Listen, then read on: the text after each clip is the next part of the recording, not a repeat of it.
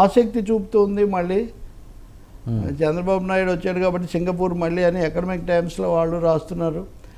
Singapore విదేశీ వాణిజ్య మంత్రి అప్పటి పరిస్థితులు ఏమైనా మళ్ళీ మేము వస్తామని అంటున్నారు. వీటన్నిటికి సంబంధించిన ఒక రూపం రావడానికి బహుశా ఒక కొద్ది మాసాలు పట్టొచ్చేమో మరి మనకు. సరే ఏంటి, జగన్మోహన్ రెడ్డి గారు వైసీపీ నేతలందరితో విస్తృత స్థాయి సమావేశాలు, అంటే ఎంపీ ఎమ్మెల్యేలు ఓడిపోయిన వాళ్ళు గెలిచిన వాళ్ళతో ఈ భేటీలో భవిష్యత్ కార్యాచరణపై చాలా కీలకమైన అంశాలు చర్చించారట. అసలు ఎవరిని తప్పు పట్టాలి ఇందులోని వాళ్ళ ఓటమి? ఇప్పుడు ప్రజల తీర్పు మొదటిది. ఎవరైతే పరిపాలకుడో, ఎవరైతే ముఖ్యమంత్రి, ఆయన ప్రథమ బాధ్యత, సింహభాగం బాధ్యత ఆయనదే కదా. ఇంకా రెండవది, అంతకుముందే 80 మంది మీద ఎమ్మెల్యేల మీద అసంతృప్తి ఇట్లాంటివి అన్నప్పుడు కూడా అదే అన్నారు. మీ మీద లేకుండా వాళ్ళ మీద 80 మంది అంటే సగం మంది మీద అసంతృప్తి అంటే మీ మీద ఉన్నట్టే కదా అని. కాబట్టి ఇప్పుడు అసలు కనీసమైన ఇది లేకుండా అసలు అంతా వై నాట్ 175 నుంచి వై ఓన్లీ 11 అనేటటువంటి పరిస్థితికి వచ్చిందంటే దీనికి బాధ్యత అనేది చాలా తీవ్రంగా తీసుకోవాలి కదా. దీనికి అన్ని స్థాయిల్లో వాళ్ళు కారణమైండొచ్చు, కానీ అంతా జగన్ జగన్ అనే దాని మీద నడిచింది కాబట్టి జగనే ప్రధాన బాధ్యత.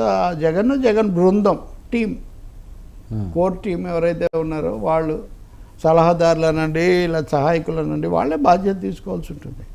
కొంతమంది ఐప్యాక్ దారి తప్పించింది, ఐప్యాక్ తప్పిస్తే కూడా మీదే కదా తప్పు. ఒక స్థాయిలో ఉన్న వాళ్ళము ఎవరో చెప్పారు కాబట్టి మేము దెబ్బతిన్నామంటే అది ఎలా కుదురుతుంది? కాబట్టి పార్టీ పరంగా ఇప్పటికైనా ప్రజలకు దగ్గర కావటము, దాన్ని చక్కదిద్దుకోవటము అవి చాలా అవసరం. ఇది కళ్ళు మూసుకుంటే అయిపోతుంది, ఇది అసలు పెద్ద సమస్య కాదు అంటే అంత తేలిగ్గా తీసుకుంటే కూడా కష్టమే. సో మళ్ళీ పునర్నిర్మాణం చేసుకోలేమో కదా మొదటి అడుగు దగ్గర నుంచి కూడా, ఎందుకంటే ఎంపైర్ మొత్తం కూలినట్టున్నదిగా 11 అంటేసరికి. అంటే ఖచ్చితంగా ఇంత జరిగిన తర్వాత ఒక పార్టీ కాకాక చెల్లచెదరు అవటము, కొంతమంది దూరం కావటం, ఇప్పుడే కొంతమంది రాజీనామాలు, కొంతమంది సందేశాలు పంపిస్తున్నారు, ఇట్లాంటి వార్తలు మనం చూస్తున్నాం కదా. బీజేపీ ఆపరేషన్ లోటస్, కమలం ఆపరేషన్కు వాళ్ళు కూడా కొంత సిద్ధంగా ఉన్నారు. ఇంకోటేమో జనసేన కొంచెం ఉప్పుగా ఉంది. సోషల్ బ్యాక్గ్రౌండ్ని బట్టి వీళ్ళలో కొంతమంది జనసేనలో ఇమిడే పరిస్థితి ఒకవైపు ఉంది. సో ఇలా 3 వైపుల నుంచి కూడా ముప్పు వీళ్ళకి పొంచి ఉన్నట్టు మనం భావించాల్సి ఉంటుంది. అది కాకుండా ప్రజాస్వామికంగా వినడం, మాట్లాడడం, ఈ రోజైనా సరే ఎంతసేపు ఒకరే మాట్లాడతారు, ఒకరే చెప్తారు అనేది అది ముగియాలి ఇప్పటికైనా. కానీ ప్రజలు ఏం చెప్పారు, ప్రజల దీన్ని ప్రజాప్రతినిధులుగా ఉండి ఓడిపోయిన వీళ్ళేం చెప్తారు, వీటిని గమనించి తగిన మార్పులు చేర్పులు చేసుకోవాల్సిన అవసరం ఉంటుంది. సరే, విడుదల రజనీయే కాకుండా కొంతమంది 4 ఎంపీ స్థాయి వ్యక్తులు జనసేనలోకి జాయిన్ అవుతున్నారని చెప్పి పెద్ద ఎత్తున జరుగుతున్న ప్రచారం. అంటే ఎంపీ స్థాయి వ్యక్తులు బీజేపీ వైపు చూస్తారనే మాట ఎక్కువగా ఉంది. ఎందుకంటే జనసేన పార్టీకి బాగా ఊపులో ఉన్నప్పటికీ కూడా కేంద్రంలో వాళ్ళేమో అధికారంలో లేరు కదా. రెండోది, కేంద్రాన్ని ప్రభావితం చేసేటంత బలం కూడా వాళ్ళకి లేదు. కాబట్టి బీజేపీ మటుకు ఎక్కువ ఫీలర్స్ వదులుతూ ఉంది అనేది ఒక అభిప్రాయం. పైగా దానికి ఒక తెలుగుదేశం ప్రెసిడెంట్ కూడా ఈ మొత్తం రాజ్యసభ పార్టీ వెళ్ళి అక్కడ కలిసిపోయిన ఇది ఉంది కాబట్టి అని, అలా జరగకుండా చూడడానికే, కాపాడుకోవడానికే ఎక్కువ ప్రాధాన్యత ఇవ్వచ్చు జగన్.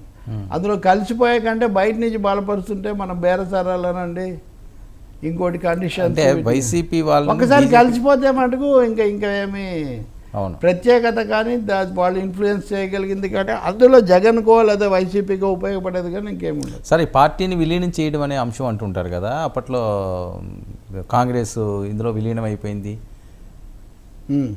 బీఆర్ఎస్లో, అప్పుడు టీఆర్ఎస్. సో అలాంటిది ఏమైనా ఉంటుందా? ఉన్న ఎంపీలందరూ వెళ్ళిపోతే? నేను అనుకోను. జగన్ ఆయన క్యారెక్టర్ అవి చూసినప్పుడు, రెండవది జగనే కాదు, ప్రాంతీయ పార్టీలు ప్రాంతీయ పునాది కాపాడుకోవడానికి ఎక్కువ ప్రయత్నం చేస్తాయి. కానీ ఒకసారి అందులో కలిసిపోయిన తర్వాత ఇంకంటే జగన్ రహితంగానా జగన్ సహితంగానా అది చాలా ముఖ్యం. సో జగన్ కూడా వెళ్ళి బీజేపీలో కలిసే పరిస్థితి ఇప్పటికిప్పుడు అంతగా ఉండకపోవచ్చు. 2-3 విషయాలు అసలు ఇప్పుడు ఆ చర్చ కూడా అప్రస్తుతం. ఎందుకంటే ముందు మోదీ అక్కడ బల నిరూపణ చేసుకోవాలి, కొన్ని పరిణామాలు జరగాలి. తొందరలో ఒక 6 రాష్ట్రాల శాసనసభ ఎన్నికలు జరుగుతున్నాయి. ఈ లోపల నేషనల్ బ్యాలెన్స్ ఏమి డిస్టర్బ్ చేయడానికి మోదీ కూడా ఇష్టపడరు. ఎందుకంటే ఇక్కడ జగన్ను చేర్చుకోవటం అంటే చంద్రబాబుతో వైరం తెచ్చుకోవటమే కదా. అదే అంటున్నా, బీజేపీలోకి ఎందుకు వెళ్తారు వీళ్ళు? జాయిన్ చేసుకోరు కదా. వీళ్ళు వెళ్ళరు, వాళ్ళు రానివ్వరు కూడా. అది అందుకనే కదా సార్ జనసేన వాయిస్ వినిపిస్తున్నది. సో ఇలా వచ్చినా మనకు వచ్చినట్టే కదా అని ఆలోచిస్తున్నారు. వీళ్ళు దాంట్లో చేరడం వల్ల వీళ్ళకు రాజకీయ ప్రయోజనమో లేకపోతే ఇంకొక ప్రయోజనమో కలగాలి కదా. జనసేనలో చేరడం వల్ల పునరావాసం దొరుకుతుందేమో కానీ ఇప్పటికిప్పుడు వేరే ప్రయోజనం అయితే ఏం కలగదు కదా. కాబట్టి దానికంటే కొంత ఇటువైపు నుంచే బేరం అనండి ఒత్తిడి ఈ వేదిక నుంచి సాగించే అవకాశం ఎక్కువగా ఉంటుంది. అదే కదా కేసీఆర్ కూడా నిన్న సురేష్ రెడ్డిని సభానాయకుడిగా ప్రకటించారు కేశవరావు స్థానంలో. సో ఈ పార్టీలు రాజ్యసభలో ఉన్న బలాన్ని ఆధారం చేసుకొని కేంద్రం మీద కొంత ఒత్తిడి తేవచ్చు. ఎందుకంటే ఆ పార్టీకి రాజ్యసభలో ఏం లేవు కాబట్టి ఇక్కడ ఉపయోగం అన్న ఆలోచన చేస్తున్నట్టు ఎక్కువ కనిపిస్తుంది. ఇది వైసీపీకి ఇప్పుడు చాలా కష్టకాలంలో నడుస్తుంది. మీరు అన్నట్టుగా చాలామంది మెసేజ్లు పంపిస్తున్నారు, రాజీనామాలు చేస్తున్నారు. వైసీపీ ఆల్మోస్ట్ ముఖ్య కేడర్ అంతా కూడా ఖాళీ వైపు వెళ్తున్నారు. ఎందుకంటే 5 సంవత్సరాలు తట్టుకుని నిలబడడం కష్టము అని. అదే పరిస్థితి. అందుకే ఇప్పుడు ఓదార్పు యాత్ర చేస్తాడని మళ్ళీ ఇలాంటి వాళ్ళు వినిపిస్తున్నాయి కదా. మళ్ళీ ఓదార్పు యాత్ర ఇదివరకు 2-3 సార్లు చేశారు. ఇప్పుడు తమ వాళ్ళని తనే ఓదార్చుకోవడానికి వెళ్తారా ఇంకేదైనా పేరు పెట్టుకుంటారా అనేది ఒక మాట అయితే, ఆయన యాత్ర అయితే చేస్తారు. అంటే ఎవరిని ఓదార్చాలి సార్? ఇప్పుడు ఎవరిని ఓదార్చాలి? అందుకనే ఓదార్పు అనే పేరు పెట్టుకుంటారా లేదా అంటున్నాను కదా. అందుకనే మళ్ళీ కార్యదీక్ష సభనో అలా